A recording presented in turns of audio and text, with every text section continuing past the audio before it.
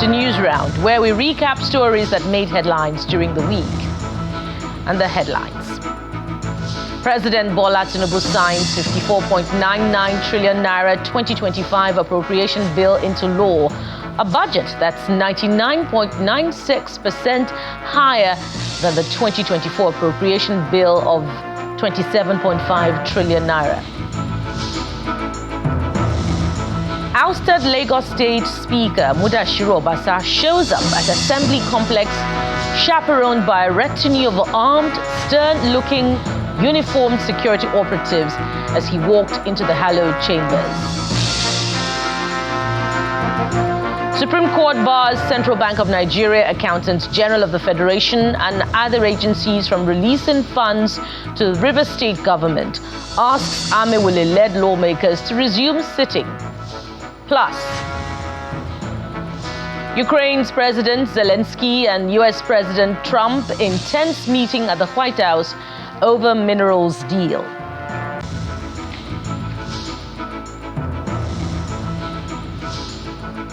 And News Round begins with President Bola Tinubu's signing of the 54.99 trillion naira 2025 appropriation bill into law at the State House, Abuja. He attributes the economy's positive growth to strategic reforms and economic discipline on the part of the government. He also thanked the National Assembly for their work on the document, promising that his administration will work harder. Federal legislators of the National Assembly on the day they passed the 54.99 trillion naira 2025 appropriation bill. Those against say nay. The ayes have it. Today, the leadership of both chambers are in the State House for the signing ceremony of the bill by President Bola Tinubu.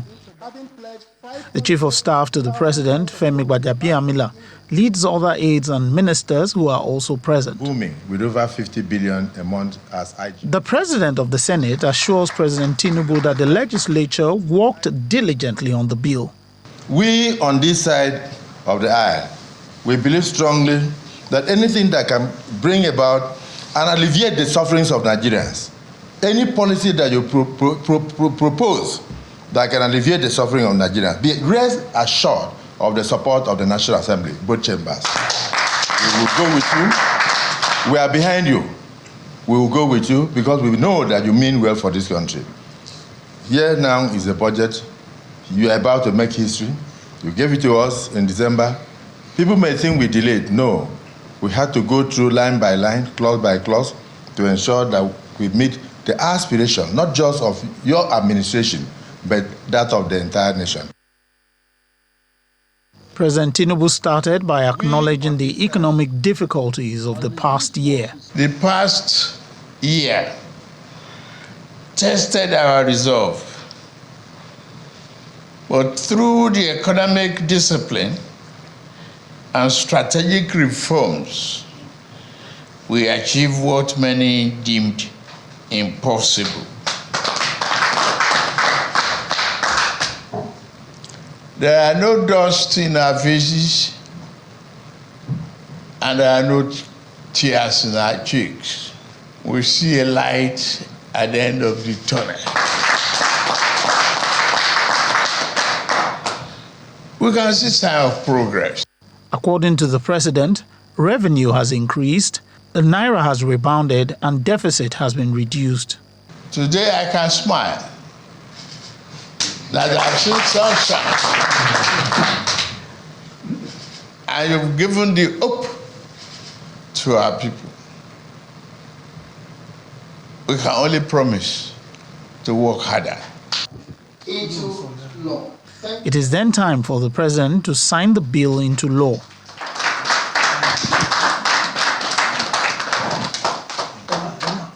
This bill is expected to empower the people, rebuilding prosperity and ensuring that every Nigerian shares in the dividends of governance.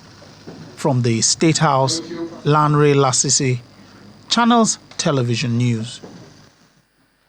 To the Red Chambers, and on the latest development from the controversy between the senator representing Kogi Central, Mrs. Natasha Akpoti Uduaghan, and the Senate President Godswill Akpabio.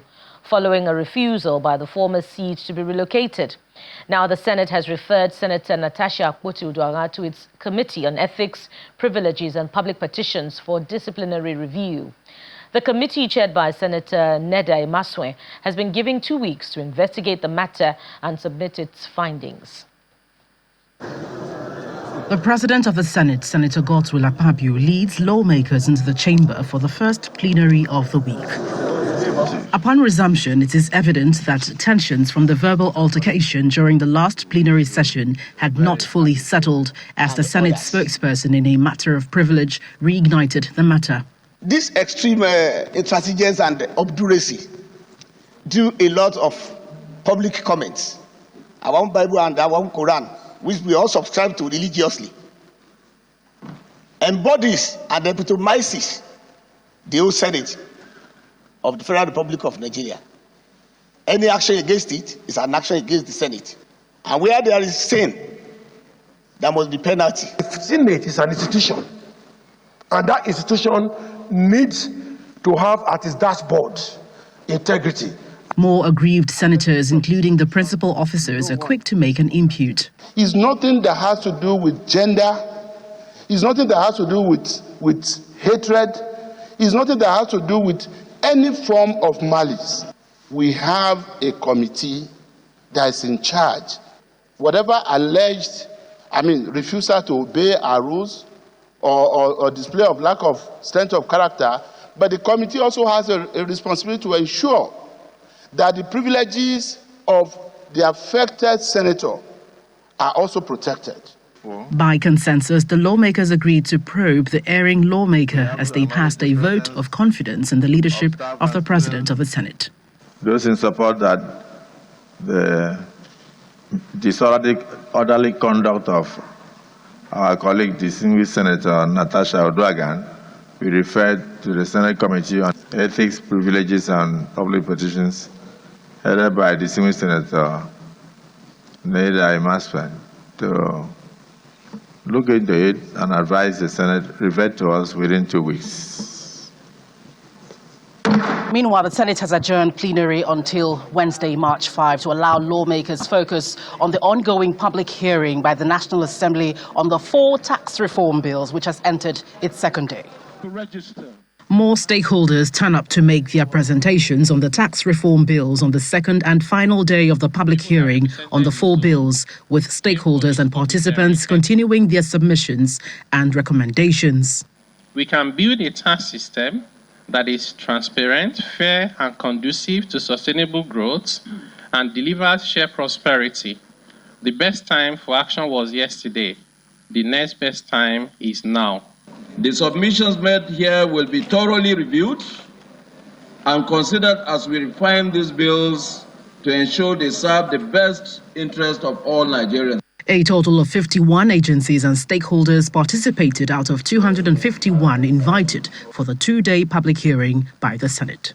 From the National Assembly, Gloria Umezuke, Channels Television News. But Senator Natasha Akpoti-Uduaghan did not take long to react to the matter. She has gone to the court to file a lawsuit against the Senate President, Senator Godswill Akpabio, to the tune of 100 billion naira for allegedly defaming her.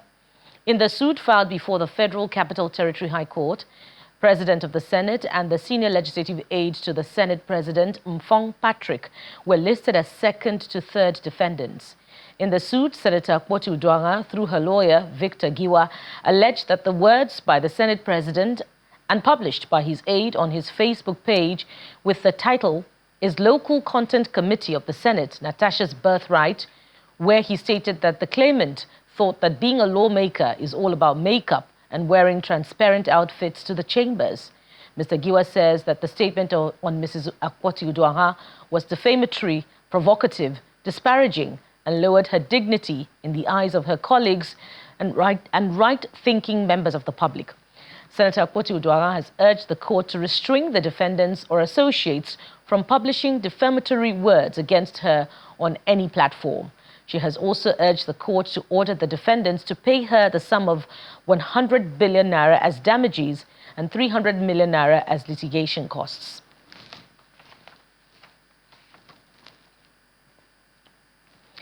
And now to the nation's commercial capital here in Lagos, where the leadership crisis in the State House of Assembly took yet another turn, with the impeached speaker returning to the assembly, laying claim to the coveted seat in spite of his ouster by members of the House.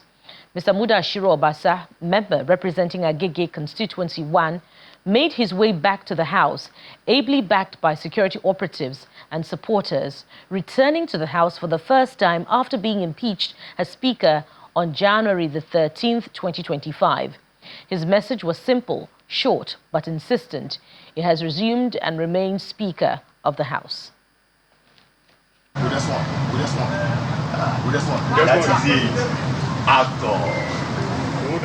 Even as most knew that he will eventually show up, Mr. Obasa's presence at the Assembly complex took not a few by surprise.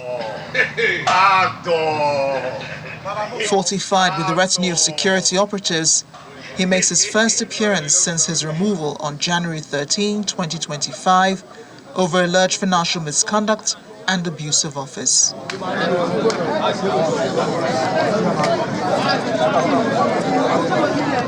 He isn't alone. His support base throng the gate leading to the assembly, insisting that his mandate persists.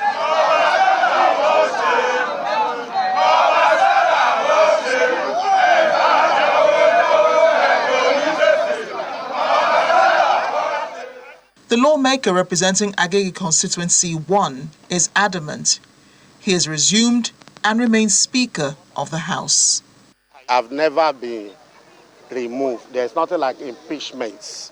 So I don't know what you are saying. I've said this openly. That everybody, remove, what is it called? Impeachment or whatever, or removing is all democratic and constitutional. But in doing that, to achieve that, you must follow the due process. Nobody is against that. I'm not against being removed. If I do that, then I'm not democratic. But all we are saying, let us go through the normal process and achieve that. So if we do, fine. The clerk of the House, who was removed alongside Mr. Obasa, sings from the same hymn sheet, saying the House held its plenary led by Mr. Obasa with his supporters. I also see Mr. Speaker resume duty today, and we've sat. The House have sat and have adjourned Senator. In my own case, I resumed office yesterday, following the order of the court. And I just want to assure everybody that the House of Assembly, we pride ourselves as one family. There is no rancor. And sometimes within the family there might be some misunderstanding and skirmishes, but that is what it is, just misunderstanding and skirmishes. Out of 40 lawmakers, 36 of them remained united, and the spokesperson of the Assembly, Mr. Stephen Ogundipe, representing Isolo Constituency I, says the leadership of the All Progressives Congress must address the lingering issue at the State Assembly. We were approached by our leaders that we should remain calm and take things easy until they approach. But we are shocked to see what is happening today. And we are still expecting them to come and tell us where we went wrong or what really went wrong. We won't take laws into our hands, just like I told the staffs that they should not take laws into their hands. But we all belong to different constituencies, and we have our mandate. And whatever has to happen, the leadership should speak with us, and not this charade that we are seeing. So I'm appealing to the leadership of our party that we cannot continue this way. We are all here, you can see us. These are honorable members, few of us that are not here are here. So anything that happens, they've taken us to court. And it is for us to let the process follow its due course. Nothing is clear at the moment, as Moji Sola Miranda has not resigned, neither has she been impeached as Speaker. What is, however, visible is the obvious crack in the wall of the Assembly, a division of the Lagos State chapter of the APC. Prominent party members must be running from pillar to post, trying to resolve. When News Round returns, Supreme Court bars CBN, AGF, others from releasing funds to the River State government. Stay with us. Thanks for staying with us. The Supreme Court has laid to rest lingering and thorny issues surrounding the Rivers State House of Assembly. The Apex Court ordered the Central Bank of Nigeria and the Accountant General of the Federation to stop further release of allocations to the Rivers State government with immediate effect, and also directed an immediate reinstatement of Martin Amewule as the Speaker of the House. The court went on to declare the local government election in the state invalid, condemning Governor Simlayi Fubara for preventing lawmakers from conducting functions. It also described the demolition of the House of Assembly as an act of indiscipline. The lingering political crisis in Rivers State is nearing resolution as the Supreme Court delivers its judgment in the case between Governor Siminalayi Fubara and the Martin Amewule-led Rivers State House of Assembly. In a ruling delivered by Justice Emmanuel Akumaye, the Apex Court barred the Central Bank of Nigeria and the Accountant General of the Federation from releasing further funds to the Rivers State government until a lawful appropriation law is enacted under the leadership of Speaker Martin Amewule. The Supreme Court also ordered the 27 members of the Rivers State House of Assembly who allegedly defected from the People's Democratic Party to resume functions immediately. The unanimous judgment of the five-man panel of justices, led by Justice Musa Abba Aji, dismissed all actions executed by Governor Fubara. The Apex Court equally condemned the governor for allegedly engaging in a criminal act of demolishing the House of Assembly with impunity just to prevent the 27 legislators in the House of Assembly from sitting. Court further held that it is an aberration for Governor Fubara to operate with only 4 out of the 32 House of Assembly members under the guise of baseless fear of impeachment. The justices also accused the governor of executing dictatorial act. The Apex Court held that the election was invalid because all conditions precedent to the conduct of a valid election were jettisoned by the Rivers State Independent Electoral Commission. A fine of 10 million naira was imposed on Governor Fubara to be paid to the House of Assembly and the 27 lawmakers who instituted the suit. First of all, I think one need to commend the Supreme Court, the Apex Court in this judgment, for enthroning judicial authority, for also enthroning constitutional order in this country, not only in Rivers State, but in the whole country. Enthroning the rule of law over and above the rule of man, executive recklessness, and impunity. What we have seen here today is the judgment of this honorable court confirming the judgment of Justice Omotosho, the judgment of Justice Lifu, and also the judgment of Malik of Federal High Court, Justice Malik of Federal High Court. In another judgment, the Supreme Court voided the Rivers State local government election held on the 5th of October 2024. The Apex Court held that the election was invalid because all conditions precedent to the conduct of a valid election were jettisoned by the Rivers State Independent Electoral Commission.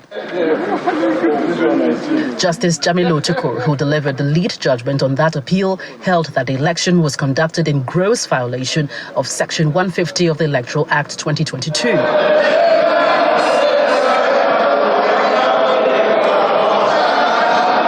Federal High Court in Abuja had on the 13th of September 2024 stopped the Independent National Electoral Commission (INEC) from releasing voters registered to the Rivers State Independent Electoral Commission to conduct the October 5, 2024 local government elections in the state.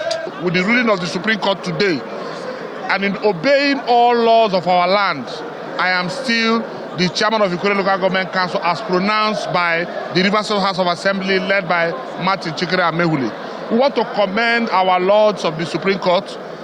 There are things we have learned today from the judgment, that the rule of law can never be taken for granted, not the rule of man. Anything we do in this country as politicians, we should ensure that we are standing on the rule of law.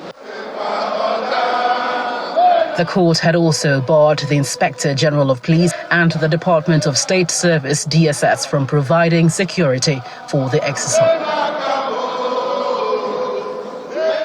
Now, if there is one thing the Gombe state government is taking seriously, it is security, as the government has convened the second installment of its yearly security summit with the theme, Building a Safer and More Secure Gombe State, addressing insecurity through collective action, describing security of life and property as the primary responsibility of the government.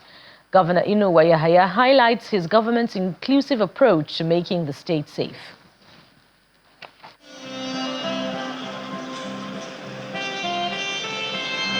In what appears to be an extraordinary gathering of government officials and security experts from all over the country, the Gombe State government, under Governor Inuwa Yahaya, says it is upping its game towards building a safer, more secure and robust state by staging the second installment of its security summit tagged Building a Safer and More Secure Gombe State.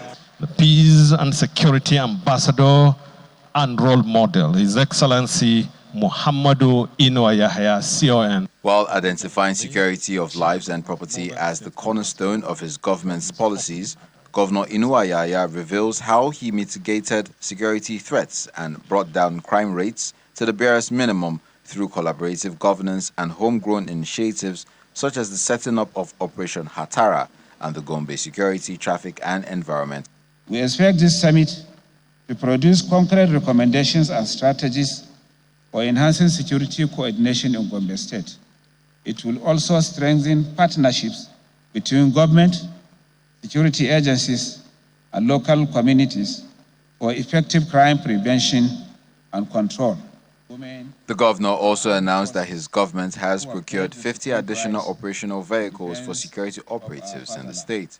I am pleased to announce the donation of additional operational vehicles to all the agencies, totaling 50 in number. We shall do that today before we conclude. There were paper presentations on new dimensions of crimes and ways to eradicate them. The actions use of technology and intelligence provide warning and imminent threats. Intelligence provides timely process and analyze information to decision makers, while technology provides means of collecting information, communication, and prompt response to the threat. Community policing is leveraging on the use of the community. Whatever tools are available in the community to identify what are the security challenges and then try to initiate the solutions to these problems right from the community level.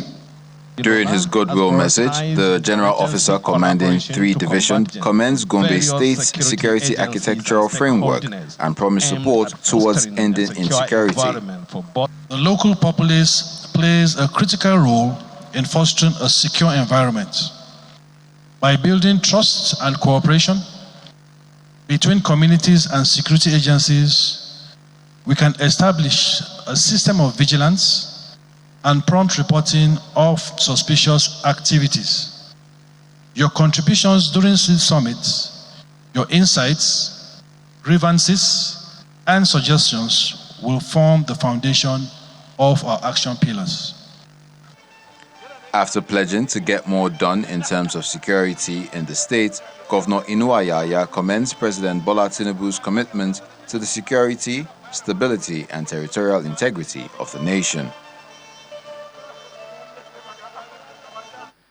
And to end news round, Ukrainian President Volodymyr Zelensky and US President Donald Trump had a tense meeting at the White House to discuss how to end the war in Ukraine and possibly put a cap on the minerals deal, which could give the US access to rare Ukrainian minerals.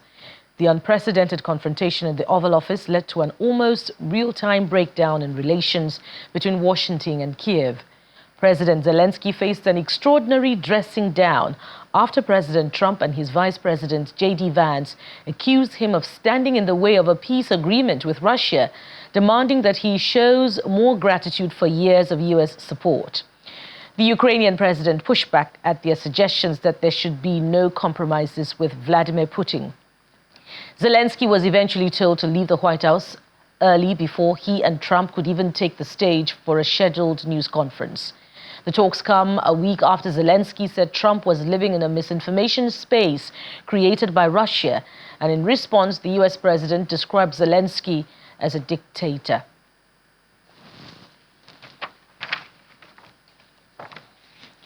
And with hopes of greater peace in the world, we end News Round this hour. Thank you for watching. We'll be back with more updates at the top of the hour. Bye for now.